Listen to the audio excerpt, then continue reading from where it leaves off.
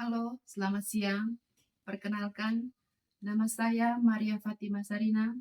Saya mengajar mata pelajaran Pendidikan Agama Katolik dan Budi Pekerti di UPTD SMP Negeri 10 Ruteng, Kabupaten Manggarai, Provinsi Nusa Tenggara Timur.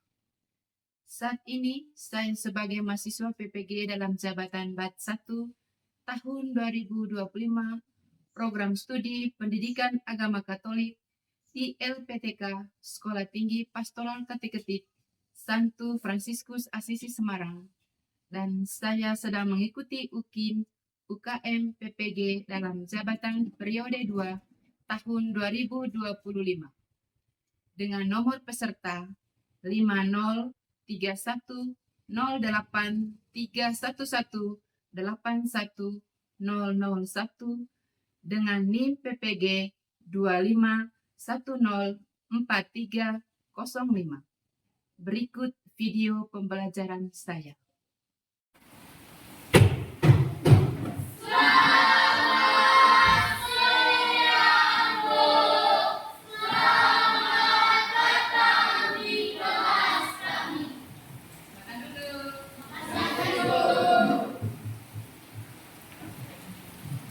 Selamat siang semuanya. Apa kabar hari ini? Jadi hari ini kita akan belajar mata pelajaran Pendidikan Agama Katolik dan Budi Pekerti. Sudah siap? Sebelum mulai pelajaran, kita berdoa. Dan sebelum memulai kegiatan kita hari ini, kita awali dengan berdoa. Kita berdoa secara bersama-sama. Silakan berdiri. Marilah kita siap berdoa. Dalam nama Bapa dan Putra dan Roh Kudus. Amin. Allah Bapa yang penuh kasih, puji dan syukur kami haturkan kehadirat-Mu atas berkat dan rahmat yang senantiasa Kau limpahkan pada kami. Saat ini kami ingin mengenal karya Putra-Mu bagi orang menderita. Ajarlah kami untuk semakin mengenal Putra-Mu yang penuh belas kasih, agar kami pun mampu untuk berbelas kasih pada sesama. Engkau kami puji ya Bapa, kini dan sepanjang masa. Amin. Dalam nama Bapa dan Putra dan Roh Kudus. Amin. Silakan duduk. Hari ini kita bertemu kembali. Dari Ibu ingin tahu kehadirannya kita. Apakah hadir semua? Ada yang tidak hadir? Berapa orang? Kenapa mereka?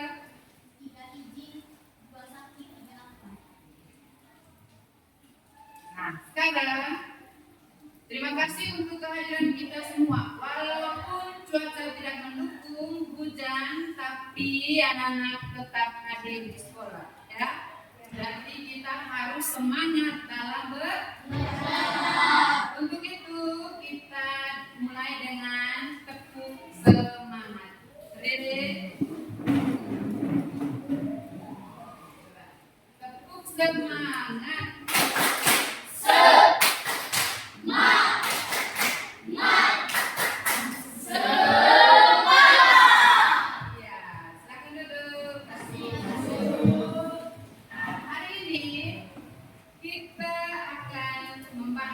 Tema pelajaran kita yaitu tentang Yesus yang berbelas kasih. Apa? Yesus yang berbelas kasih. Yesus menjadi contoh atau panutan dalam hidupnya kita. Karena itu kita lihat pertanyaan pemantik. Pertanyaan pemantik. Lihat, siapa di antara kalian yang hatinya pernah tergerak oleh belas kasihan ketika melihat orang lain menderita? kalian yang hatinya tergerak ketika melihat orang lain menderita? Tadi, hanya tadi saja. Angkat tangan. Ketika orang lain menderita, apakah hati kita yang tergerak atau tidak? Tergerak. Kalau tergerak, angkat tangannya dulu. Tidak usah takut. Ya, sekarang turunkan lagi tangannya. Pertanyaan pemantik yang kedua, apa yang kalian lakukan setelah tergerak oleh belas kasihan? Diam saja atau berbuat sesuatu? Silakan. Ya. Berbuat sesuatu. Berbuat sesuatu. Ya. Semua kita ini pasti akan melakukan sesuatu. Tidak diam saja ketika orang lain menderita.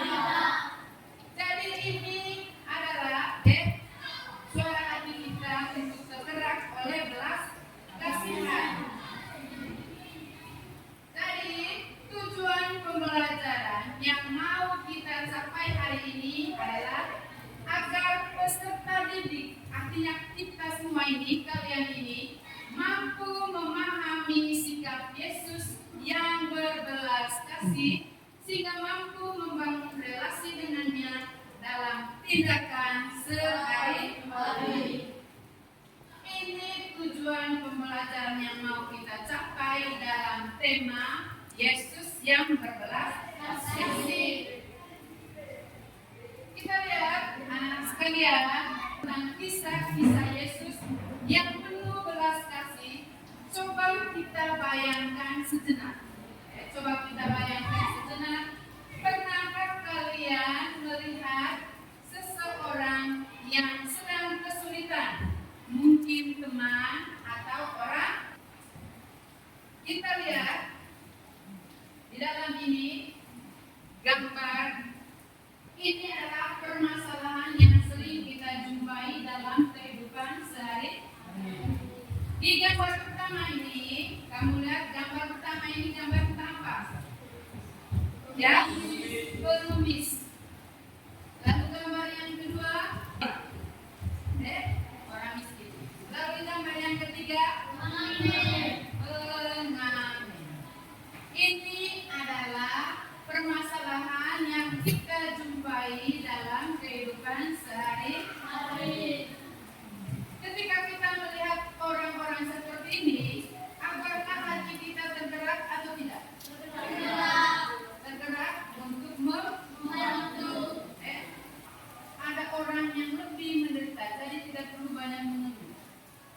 Ketika kita melihat orang-orang seperti ini, kita harus bisa membantu. Lihat di situ, mengingat kembali pengalaman berjumpa dengan seseorang yang membuat diri kita ini tergerak oleh belas kasihan, tergerak oleh apa, lalu tindakan yang dilakukannya itu apa, lalu perasaan setelah melakukan tindakan itu bagaimana? Coba tanya.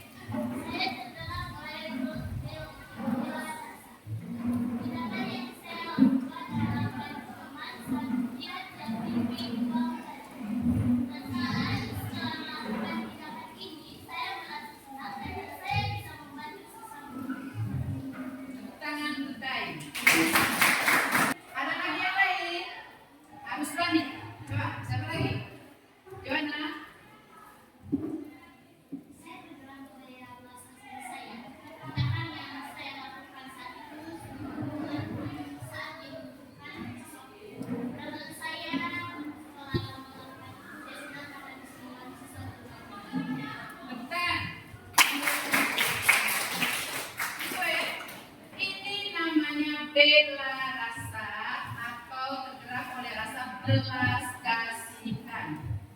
Menurut teman kita Yohanan tadi, dia tergerak oleh rasa belas kasihan yang ada dalam dirinya dia ketika melihat orang lain atau temannya ini sedang dalam kesulitan.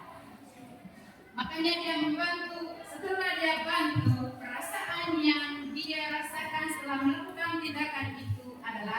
Dia merasa senang.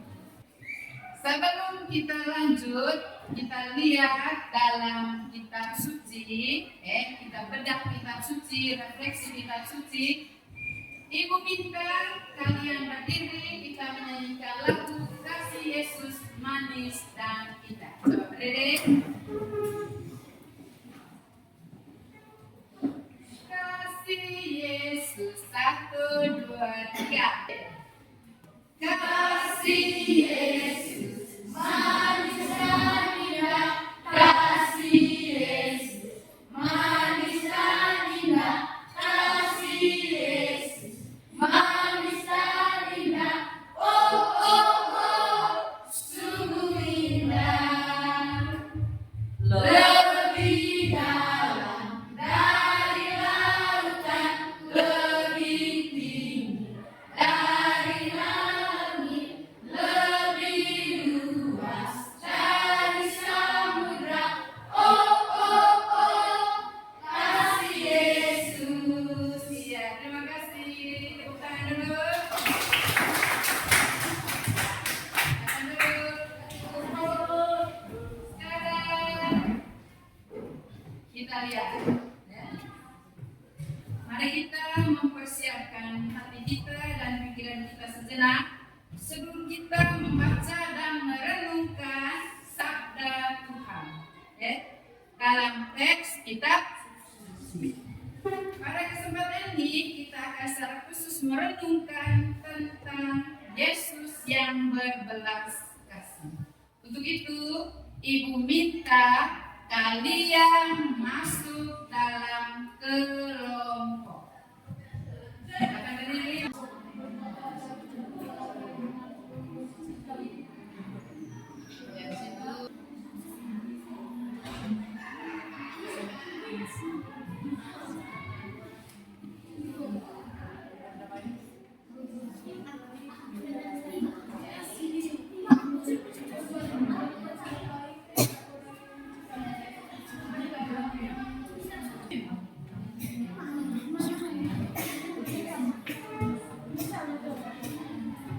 Bagaimana? Sudah selesai kerjanya? Sudah.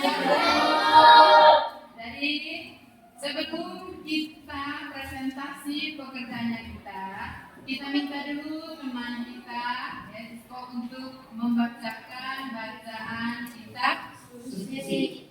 Pak Francisco, silakan.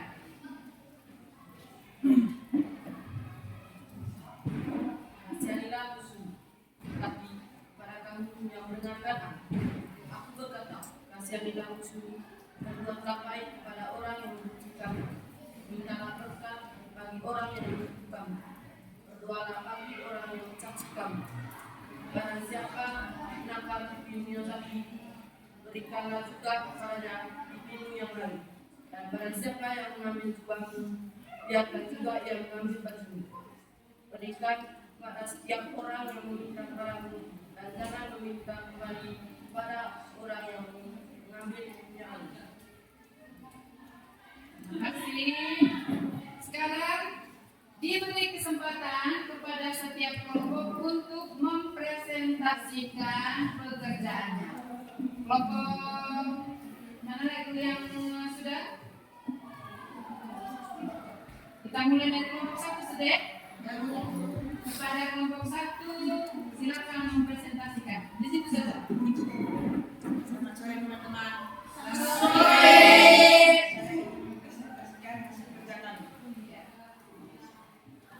Tindakan belas kasih apa saja yang dilakukan oleh Yesus berdasarkan kitab suci? Kasihanilah musuhmu, berbuat baik kepada orang, berbuat baik kepada orang yang membenci. Mintalah berkat bagi orang yang membutuhkan. Barang siapa mencobai hidup jasa punya, berkat dunia sebenarnya. Tepuk tangan untuk kelompok 1. Selamat siang Ibu dan teman-teman. Di sini saya mewakili kelompok 2 untuk presentasi hasil diskusi kami. Tadi soal akan dapat melaksanakan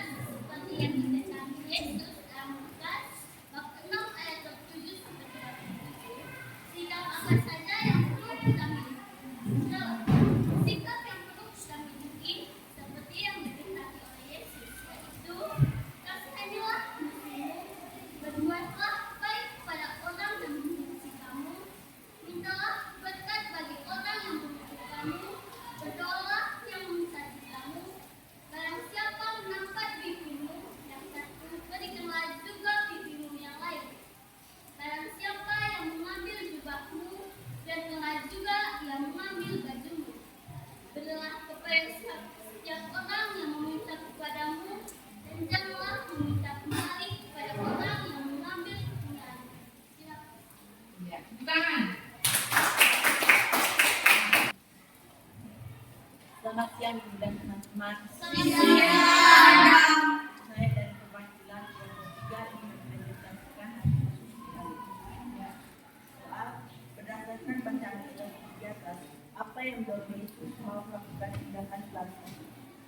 Tindakan yang mendorong Yesus mau melakukan tindakan selanjutnya karena Yesus bertindak kepada orang lain.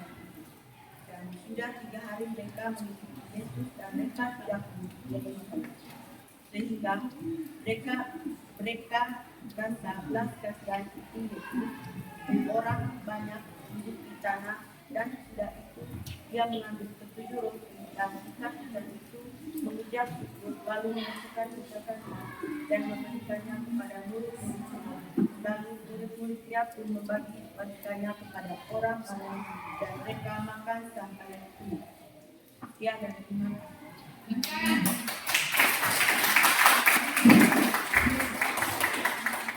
Jadi ini hasil pekerjaannya kalian. Jika dari bacaan kitab suci yang kita bacakan hari ini, di sini kita tahu bahwa apa yang dilakukan oleh Yesus berdasarkan belas kasihan.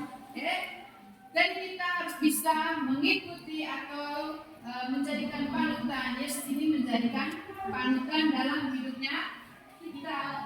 Apa yang dilakukan oleh Yesus, kita pun bisa untuk mengikuti atau meneladaninya untuk berbelas kasih terhadap sesama, baik teman, tetangga, atau orang lain sekalipun yang kita tidak kenal. Kita lihat kesimpulannya dari apa yang kita pelajari hari ini. Jadi dalam kehidupan sehari-hari kerap kita menjumpai beberapa orang yang tampak kurang beruntung dalam hidupnya. Coba kita refleksikan kembali. Jadi ada orang yang tidak seberuntung kita dalam kehidupan. Mereka adalah sekelompok orang yang terpinggirkan, miskin, menderita, dan tidak mendapat perhatian dari orang lain. Jadi semoga saja kita tidak termasuk dalam kelompok ini. Karena kita masih ada orang yang mau memperhatikan kita, yaitu siapa? Orang tua. Karena ada anak yang tidak seberuntung kita. Ada anak yang sudah tidak memiliki orang tua. Lalu rasa peduli terhadap sesama atau belas kasih bukan terletak pada besar kecilnya bantuan. Namun yang terpenting adalah sikap bela rasa. Apa itu sikap bela rasa? Sikap saling mengasihi. Sikap saling mengasihi. Apa lagi? Turut merasakan penderitaan orang lain sebagai penderitaan sendiri. Turut merasakan penderitaan orang lain sebagai penderitaan diri sendiri. Contohnya, ketika temannya kita dia sedang kelaparan. Kalau temannya kita lapar, kita pastinya peduli. Kalau dia lapar, pasti kita juga merasa lapar. Kalau temannya kita sakit, pasti kita juga akan merasa sakit. Tidak mungkin temannya kita lapar, kita tertawa bahagia. Ada yang seperti itu? Tidak takut. Ketika teman kita menderita, maka kita pun akan merasakan penderitaan yang dialami oleh teman. Maka kita akan berusaha untuk apa? Membantu. Apa lagi? Berbagi. Apa lagi? Menghibur. Ketika temannya kita sedang tersedia sedih, maka kita harus menghibur dia. Seperti itu. Lalu nomor C itu Yesus menunjukkan sikap bela rasa, kepedulian dan belas kasihnya kepada mereka dengan berbagai cara. Seperti yang kalian baca tadi, yaitu mau menyapa mereka yang terpinggirkan dan tidak diharapkan. Lalu yang kedua apa? Mau hidup di tengah-tengah yang miskin dan menderita. Mau hidup di tengah-tengah mereka yang miskin miskin dan menderita. Lalu yang ketiga, Mau melakukan mujizat-mujizat penyembuhan. mau melakukan mujizat-mujizat penyembuhan. Ini sikap bela rasa yang dimiliki oleh Yesus. Ketika ada orang yang menderita, maka Yesus tergerak hatinya untuk membantu. Ketika ada orang yang sakit, Yesus melakukan mujizat penyembuhan. Itu sini. Lalu kita lihat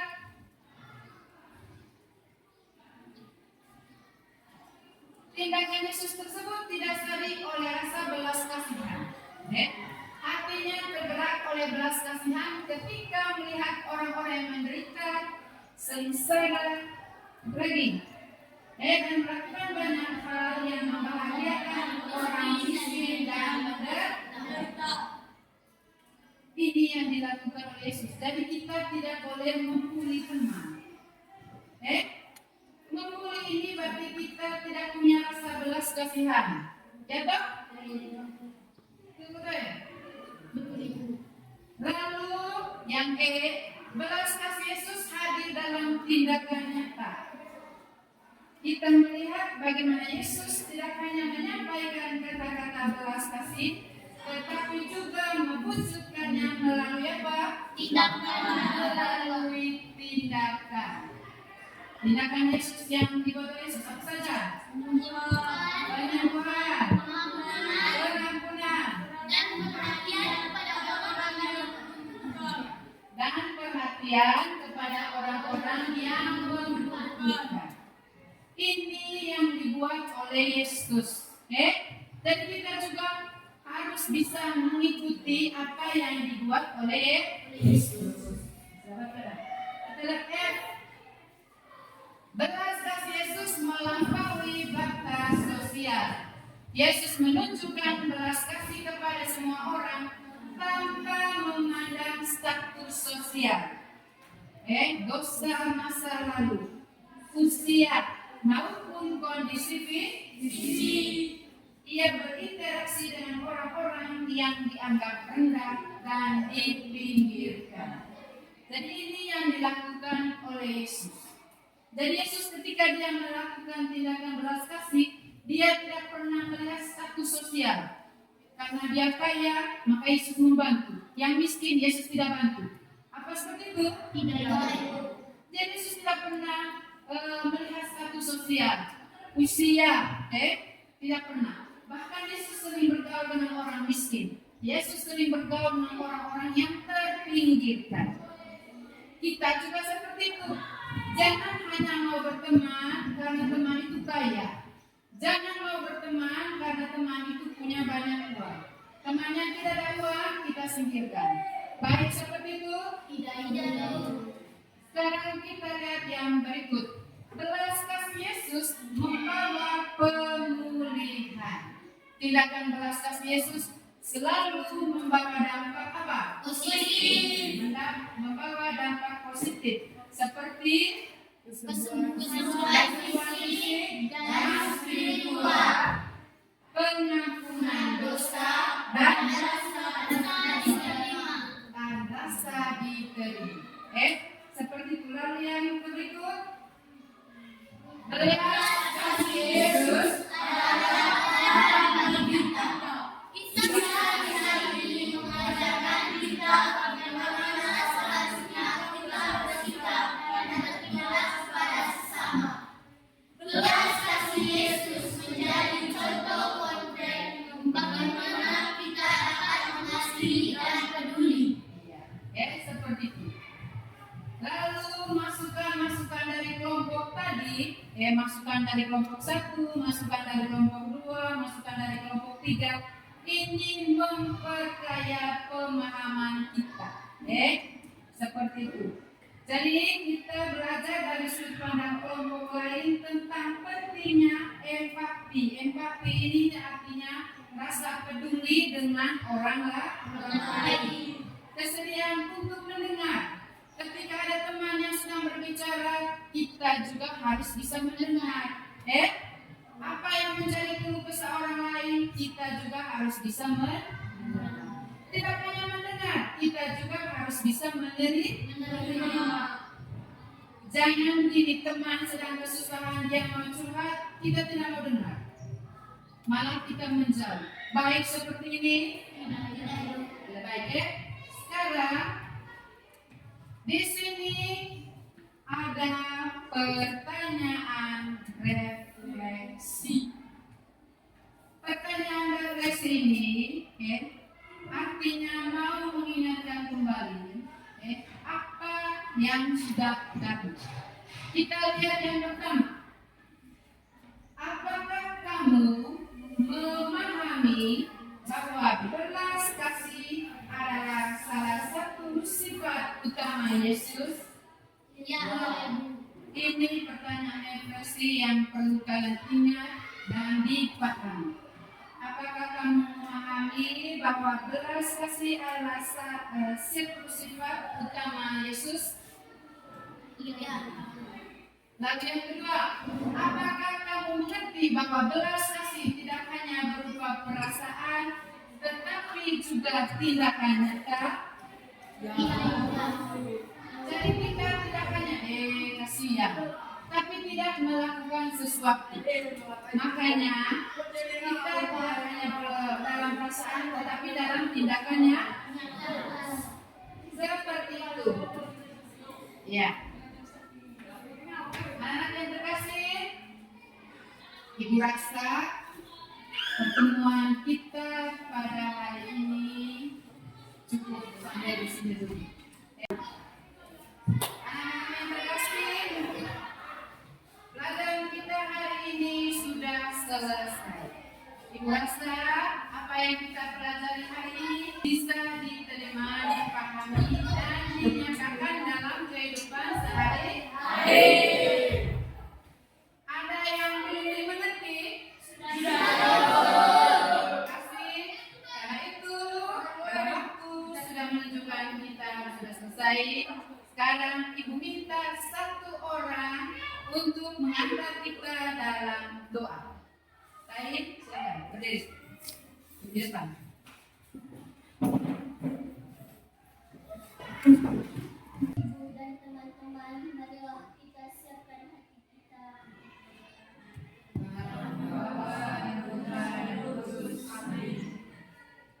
Ya Tuhan, kami yang telah membimbing kami pada hari ini, dan bagi teman-teman kami yang sudah membantu kami dalam melakukan kegiatan belajar. Ya Tuhan, lalu kami puji kini dan sepanjang masa.